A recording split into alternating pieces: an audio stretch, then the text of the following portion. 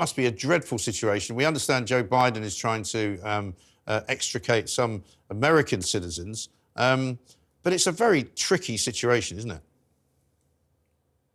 It is a very tricky situation, and I was speaking to some people with quite good inside knowledge of this from the American side and the Qatari side yesterday. And they were saying the reason for the ground invasion delay is this hostage situation and is the pressure that America's been putting on Israel to a large extent to get those hostages freed. Because obviously the great leverage that Hamas has is these hostages. And if the ground invasion starts, then their lives will be at risk. And so sort of taking that as a snapshot of what's going on, I think it's fair to say the Biden administration has so far responded quite effectively and well to this crisis. Biden went out there. He is very old. He doesn't find it easy. He got through his speech okay. He got through a day of meetings okay. But you could see on the plane on the way back, he was struggling. And he does struggle with these trips. He's 80. He's not quite up to it. I think from the point of view of his administration, the concern is that their Middle East policy has been muddled up to this point, up to October 7th and the attack. And I say that because they are, to a large extent, the Obama administration. And the Obama administration had their very cherished Iran deal, which was very controversial. I don't really make strong judgments on it one way or the other, but it was controversial. And Republicans hated it. Donald Trump hated it. And when Donald Trump came in, he tore up the Iran deal and then worked very closely with Israel to effectively alienate Iran and make a lot of progress of what's called normalization. I'm sure you've been talking about it on the show a lot, between the Gulf states and particularly Saudi Arabia and Israel. Yeah. And when Biden came back in, a lot of the Obama people came back in, and they didn't, they wanted to go back to the sort of Obama era of friendlier relations, not friendly necessarily, but warmer relations with Iran. But they had to concede that the Saudi normalization was very, very important and was working.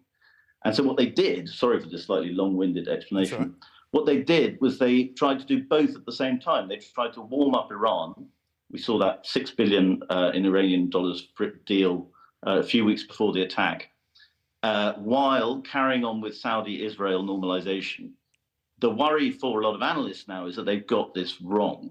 They've managed to both alienate Iran even further, and it looks like Israeli Gulf normalization or Israeli-Saudi normalization is certainly on pause at best. Yeah, well, Saudi have been pretty hawkish, haven't they, against Israel since October the 7th and since that attack by Hamas. And a lot of people have said to me that they believe that one of the reasons why the attack was launched in the first place was in order to destabilise that normalisation that you speak of with the UAE and with Saudi, which seems to have worked pretty well. So if that was their aim, aside from the ghastliness and the horror and the butchery that they took part in, you know, if that was their aim diplomatically, they've succeeded, haven't they? They have. I mean, in the short term, they certainly have. Whether Israel and the Gulf states and Israel and Saudi, that's a particularly crucial one. Whether they will find a way to get back to normalization is the key point. I think one big problem for the Biden administration is its hypocrisy towards Saudi Arabia. I mean, when Biden was a candidate, he spent a lot of time denouncing Mohammed bin Salman, the Crown Prince of Saudi Arabia, because of the killing of Jamal Khashoggi. You remember that story, a brutal story, which the Saudis were almost certainly behind. I mean, it's pretty much accepted that they were now. And so Biden sort of virtue signaled a lot against the Saudis and said they called them a pariah state and things like that.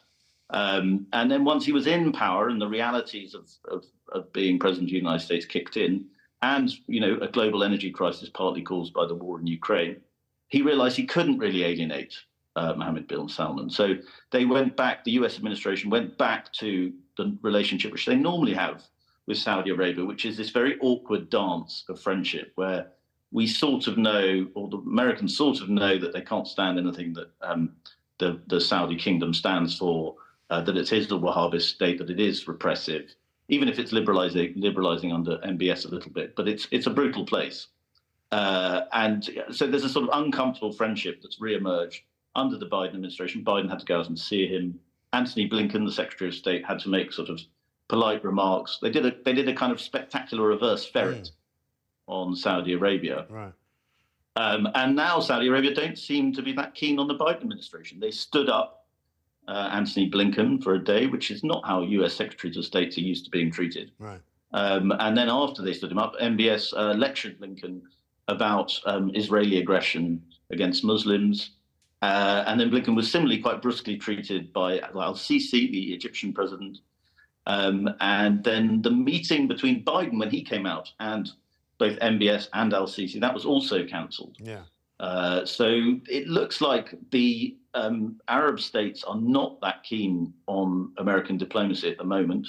And I think the Biden administration has to take some blame for that. Yeah, well, it certainly looks as if they don't respect Biden. They certainly don't respect the American administration, because if they did, they wouldn't have stood them up and they wouldn't have treated them like that. So I think it's a bad day, is it not, for American sort of global politics, if you like, because it shows that there's been a shift in the power struggle, if you like, over in that part of the world. The Saudis and the Iranians and the Israelis and everybody else involved is paying less attention, it would seem. I mean, they can speak nice words in Israel and say that they're grateful for the support of the US and for the UK, but it's looking more and more like those are the only two countries that aren't calling for some kind of ceasefire.